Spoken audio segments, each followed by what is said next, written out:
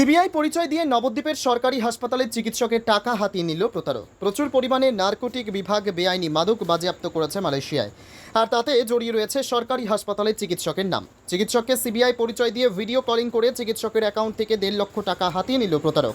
এমনই চাঞ্চল্যকর ঘটনাটি ঘটেছে নদিয়ার নবদ্বীপ মহেশগঞ্জ গ্রামীণ স্বাস্থ্যকেন্দ্রের চিকিৎসক গোবিন্দ গোপাল বিশ্বাসের অ্যাকাউন্ট থেকে। ঘটনার পর প্রতিনিয়ত ফোন আসছে আরও টাকা দেওয়ার জন্য, আর সেই টাকা দিলেই সিবিআইয়ের হাত থেকে নারকোটিক বিভাগের বাজেয়াপ্ত করা মামলা থেকে সুরাহা মিলবে।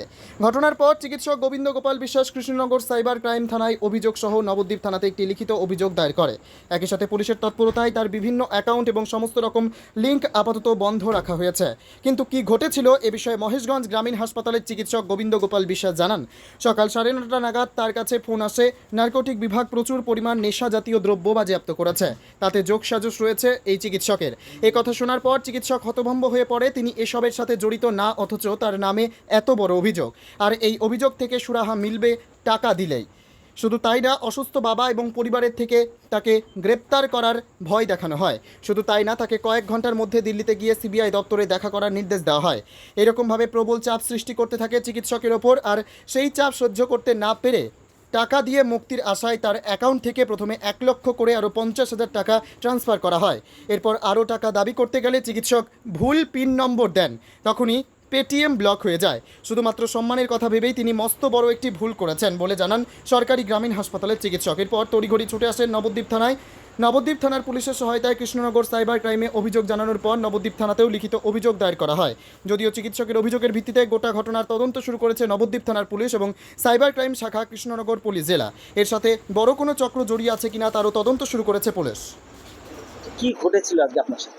আজকে সকাল 9:30টায় আমি যখন অন ডিউটি ছিলাম আমার হাসপাতাল মহেশগঞ্জ রুরাল হসপিটালে, তখন একটা ফোন আসে।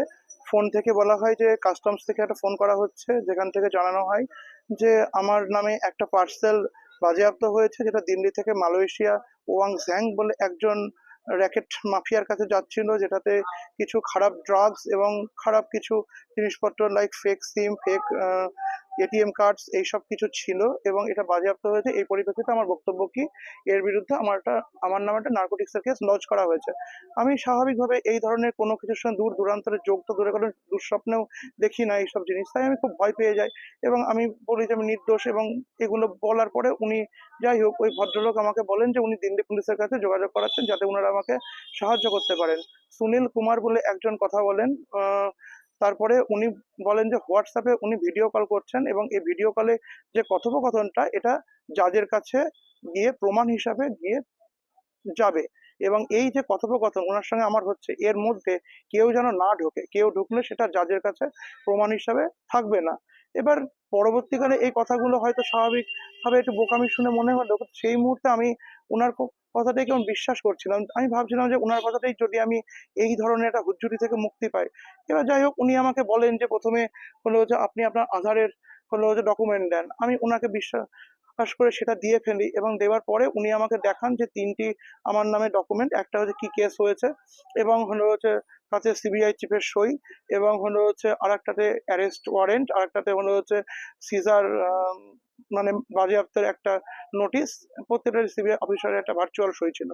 এবার হলো হচ্ছে এইটা দিয়ে উনি জানান যে হলো যে এটা খুব একটা বিরাট বড় কেস হয়ে গেছে, এটা হিউম্যান ট্রাফিকিং এর কেস। একজন হলো হচ্ছে দেশ থেকে নাকি মেয়েদেরকে পাচার করে দিচ্ছে, তাদের কে শরীরে অঙ্গ প্রত্যঙ্গ বিক্রি করে দিচ্ছে। এই কেসের জন্য ওনারা হলো হচ্ছে 380 কোটি টাকা একটা ব্যাংকে, এইচডিএফসি বোম্বাই মানে মুম্বাই শহরে একটা শাখায় জমা করা হয়েছে, যেই ব্যাংক অ্যাকাউন্ট নাকি আমার নামে খোলা হয়েছে। আমি তো বলি এরকম তো কোনো অ্যাকাউন্ট খুললে তো আমার কাছে তো মেসেজ আসবে, বলছে এসছে, আপনি মিথ্যা বলছেন। না আসেনি, কিন্তু উনি বিশ্বাস করতে চান না।